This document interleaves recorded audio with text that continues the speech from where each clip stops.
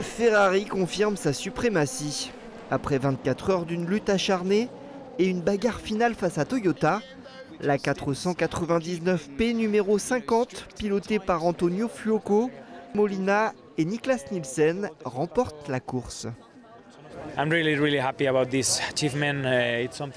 Je suis vraiment très heureux. Pour moi, c'est un accomplissement que j'attendais depuis très longtemps, depuis la première fois que je suis venu voir la course. Et aujourd'hui, c'est vraiment notre jour. Toutes les décisions que nous avions prises étaient les bonnes et c'est ce qui nous a permis d'obtenir ce trophée. Deuxième victoire consécutive pour Ferrari, pour qui la fiabilité de la voiture et la gestion stratégique ont été déterminantes. Tout a été de notre côté et la voiture était nickel à la fin sous la pluie. Pour être honnête, j'avais un peu peur de la météo parce qu'on n'avait pas l'impression d'être très bon de nuit avec la pluie.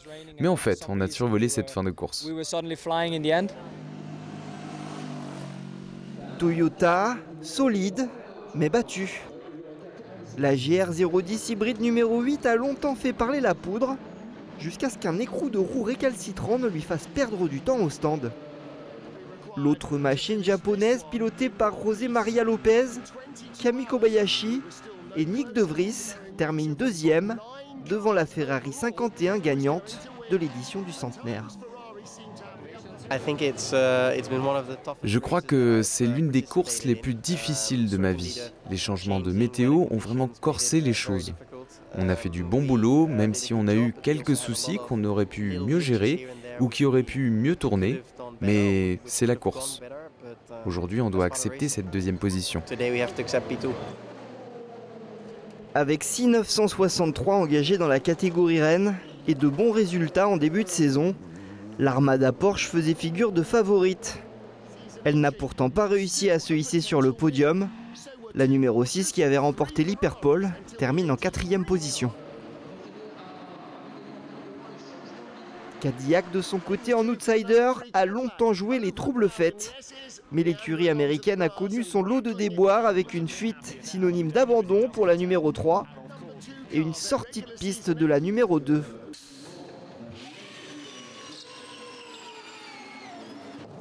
Côté français, espoir déçu pour Peugeot.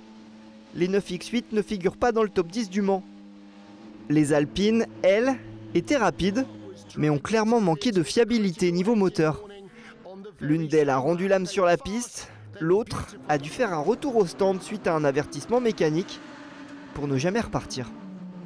C'est très dur parce que l'équipe faisait un travail incroyable. Depuis le début de la semaine, on a montré vraiment de très belles choses.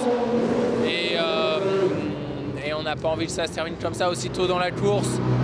Il y a peu de mots, c'est vraiment cruel pour toute l'équipe parce qu'elle a fait vraiment un travail incroyable, mais c'est aussi le sport. C'est le sport de haut niveau, c'est le sport mécanique, il faut accepter ces choses-là.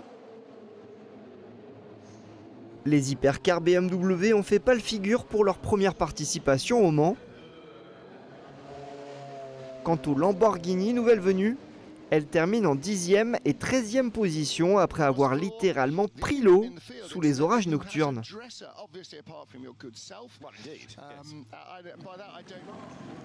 La bataille des constructeurs a donc tenu toutes ses promesses, mais à la fin, c'est Ferrari qui gagne.